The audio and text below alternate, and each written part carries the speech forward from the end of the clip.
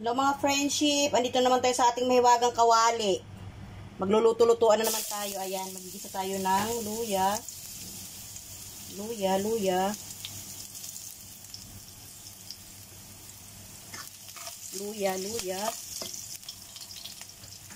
Tapos, sibuyas, as usual. Pag may gisa, magigisa, may sibuyas.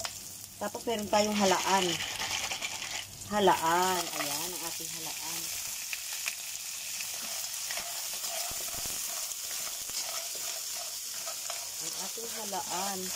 Yung mga nakaraan, nagluto na rin ako dito eh. Itong halaan nandyan sa ating mga video. Mga matagal na yun, siguro mga ilang buwan na rin yun. Para maging masaya ang buhay natin, lagyan natin ng pampalasa. Lagyan natin ng, ito ang ating lemongrass. At saka patis. Ito patis. Patis. Kasi pinakasabaw natin ito. Chicken broth. Bango. Dadagdagan pa natin yan ng tubig. Kasi meron pa tayo lalagay ng gulay dyan. Talbos ng kamote. Ngayon, tatakpan muna natin ang bahagya para maging masaya ang ating buhay. Takpan muna natin. Takpan. Ito ng ate, luto na. Ilagay na lang ang ating talbos ng kamote. Ilubog natin dyan. Diba? Ilubog natin dyan ang ating talbos ng kamote. Maraming salamat guys sa mga nanonood ng aking video ha. Sa mga hindi nag-i-skip ng ads. Sa mga hindi pa dumidikit dyan, dikit na mga friendship. Yung ating ulam ngayon.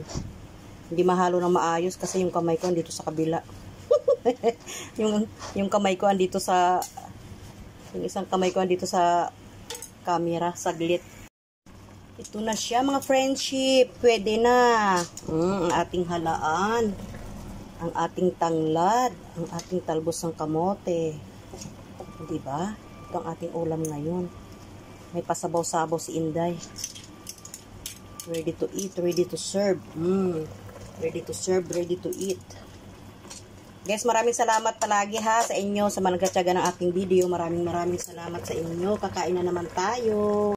At syempre, meron naman tayong halaan. Meron din tayong pritong fish. Ayan. Ating tilapia. Terno natin sa ating halaan. Ang ating tilapia na malaki. Mga friendship. Ayan.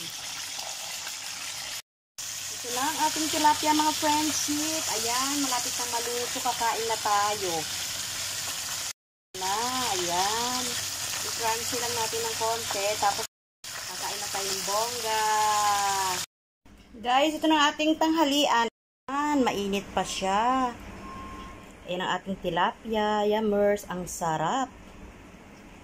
Ready to eat, ready to serve, ready to eat, ready to serve, ready to eat. Thank you for watching mga friendship. Kainan na. See you on my next vlogan.